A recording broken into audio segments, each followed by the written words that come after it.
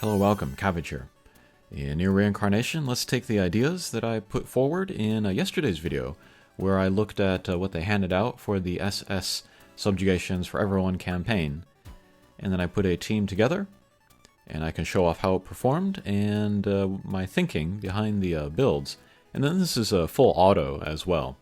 So we could get an even higher score, but SSS1 is going to be enough for like 99% of players.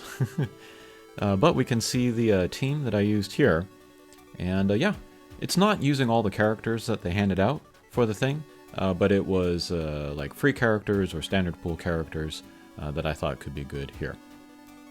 Okay, let's change over to the menu screen, and then I'll go into more detail about the team build than I usually do. But this is wave 1. For my auto battle clears, I do kind of 3 attackers, so we have these 3 guys here. Demas, he was a handout. This Yuri in the middle is a Dark Memory character. And then on the right is Fractured 063Y, who I like just as an attacker. But for Demas, main hand weapon, this will be something with a 5 hits plus 4 hits for lots of hits. We're not going to go for the combo bonus, of course, because this is full auto. But if this were a manual play, we could use this to get the combo. And then for sub-weapons, I have Dark Memory Weapon, just for more damage, a little bit of speed up. And then this handout, which will give the Caged Vigor. Probably not going to activate it, because the boss in Wave 1 is not going to do enough damage. But if we get lower than 70%, we'll get some bonus damage in there. And then Memoirs are just random critical rate, critical damage. So we can see the 100, 175 there. This I am sorry about. They did not hand this out in the latest thing, but it's good. It has the attack up buff. Alright, and then just an attack up memoir. Okay, then we got Yuri here. She is here for the defense break, which is something that we want. And then this was a spear that they handed out. This has lots of hits, 5 hits plus 4 hits, but also nice breaks. So more defense break there. And then a Dark Element in Peril. And then for her sub-weapons, we have, you know, just kind of damage up, some haste. And then her 2 memoirs to raise the critical rate and damage. And then also an attack up, and then an attack up companion. Okay, and then 063Y. His main weapon, also again, 5 hits plus 4 hits. This is the gun that comes with Abstract Demas. And then some of the handout greatswords for more like Void Boon, maybe Caged Vigor, and then him also, Memoirs for critical rate, critical damage. And then here, this is a Dark Damage Up companion, and then another attack up debris. Okay, and then here let's run the tape of Wave 1. This will be full auto. Part of the reason why I show full auto is because, or why I do full auto clears, is because it is easier to do than a manual play. You don't have to think about like, you know, timing and like order and stuff. You can just let it go. And then if you can set it up well enough, you can get the score that you're aiming for. But things that I want to keep an eye on as we go through these runs is the attack up buffs on my party, and then the defense breaks on the boss. They are always the things that I'm kind of missing the most, and if you want to aim for like SSS5 or higher, then you really want to get 10 and 10. Alright, but we've entered knockdown. We're going to turn off the speed up so we can get more regular attacks in there. And then we can see a 30% attack up buff on my party. And then defense break of 70%, so that's pretty good. And then for wave 1, if I can get 20 million total damage, I'm pretty happy. And then this is the stage 4 difficulty, which is the second highest. Has a greater multiplier, but you can certainly use this same team in stage 3 difficulty. Okay. Knockdown ends, we'll speed it up again. And then for this first wave, I didn't use a companion to reduce the light damage coming at us. As we can see, there's plenty of life on my guys, and then I kind of want the Cage Vigor to activate, but I don't think we're going to get that. Okay, so that's the end of Wave 1. Okay, here let's take an in-depth look at the Wave 2 build. We have Recollections of Dusk Gale as the main attacker, and then 2 support characters on the side, which were handouts. But looking at Theo here, this is a standard pool staff, the Aloof Bone. I don't have like the Outlaw staff. I don't have the staff from Shadowbound Leon. But for now we'll use this. This has a dark damage buff. And then for some weapons, just gave her some Dark Memory Fists to give her haste, you know, get her skills charged up faster. And then her memoir set is the new Seafaring Cradle Tails, because it can give attack up to the party, which is really just going to be there to buff up Gale. And then some defensive debris. Alright, then we have Gale here. I gave her memoirs for the 100% critical rate, 200% critical damage. And then main hand weapon, I'm using this guy. She wants to be a bold vigor attacker. She has that passive on her. But most of the dark weapons have the caged vigor, so they don't work well together. So I tried to look for weapons that gave you like just the Boyd Voon, and then didn't care about bold vigor or caged vigor. So that's how I landed on this Dark Memory Sword. It just has the plain old vigor as a sub ability. And then for sub weapons, this one I picked just for the Void Boon and the regular old vigor as passives. And then this Dark Memory Sword for more critical rate and then speed up. And then just regular old attack up for the debris. Okay, and then Akeha, kind of a similar idea to Theo here. But this fist, this has nice buffs for the party for like dark damage. And then her too, she also has the Seafaring set for the attack up. And then defense up debris. And Dark Memory sub-weapons for the speed up. And then for companions,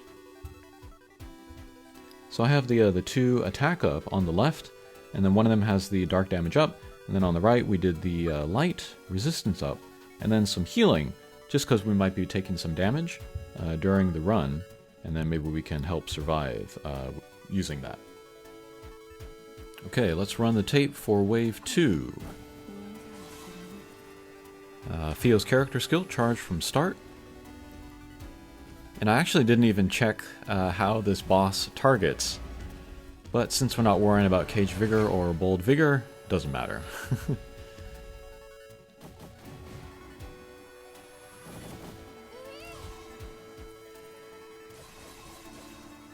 And then I always put the main attacker in the center slot there, because if multiple character skills charge at the same time, the one in the center will go last.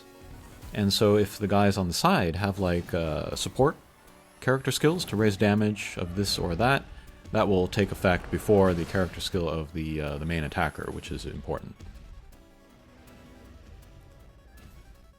Okay, that's crazy. 1 HP on Gale there.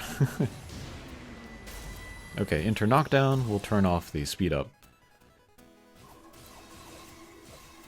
I have the Dark Memory 063Y unlocked, and he would be a good choice here. At 1 HP, he would do a lot of damage.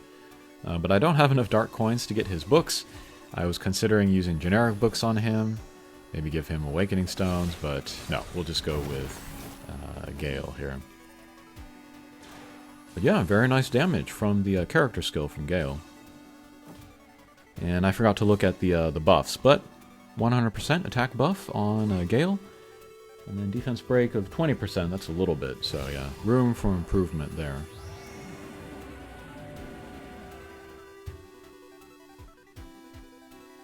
Okay, and then just gotta stay alive. But we do have the companion with the regen, so, like Gale, she's getting a little bit of HP back. Alright, that'll do it for Wave 2. Okay, finally, let's look at the build for Wave 3. Same idea here, we have the attacker in the center, Lavania, and then the two support characters on the sides. And then I made a point to use Bloody Argo because I put the picture for Fractured Argo in the previous video. I meant to put Bloody. But yeah, I did give the Awakening Stones to Lavania to take him to 4. I resisted it for a long time. He was sitting at 2, but they just gave out so much, and then we're making a video here, so we took him to 4. But I also took Sarafa to 4. I think she's good. She could actually be a main attacker. I was debating putting her in that row in the previous video, but yeah, I can say it here. But since I don't have a lot of staves, I have to give her this one here, the handout spear that they gave us. This has a Valiance, which can help. And now that I look at it, I should have leveled the skill more, but oh well.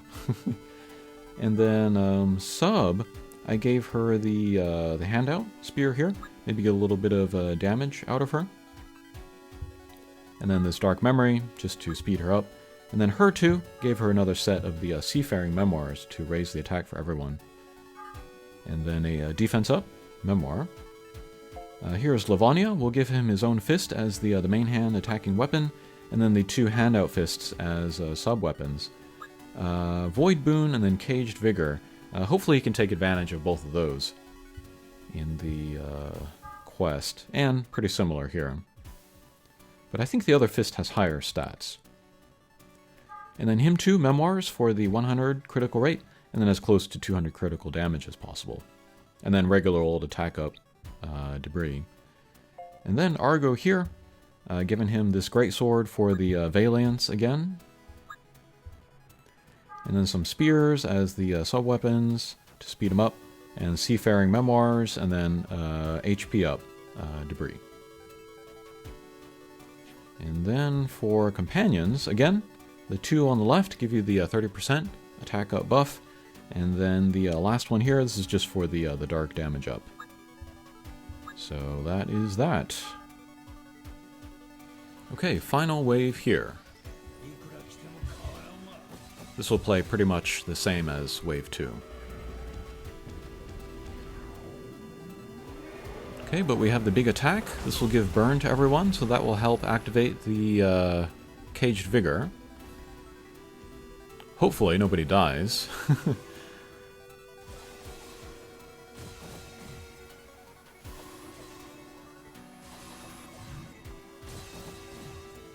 One nice thing, I guess, about these handout weapons, even though their buffs aren't very good, they attack a lot, so they can help us get to knockdown. Oh, and I also forgot to say this in the beginning of the video, but I didn't use any limited stuff. No limited characters, no limited weapons. I was very tempted to use the various staves that I have, from like Summer F66X or Christmas Sadiu, but I resisted. Okay, so we've entered knockdown again here. How are we doing with the buffs? We got 100 attack up buff, and then defense break of 30%. That's okay.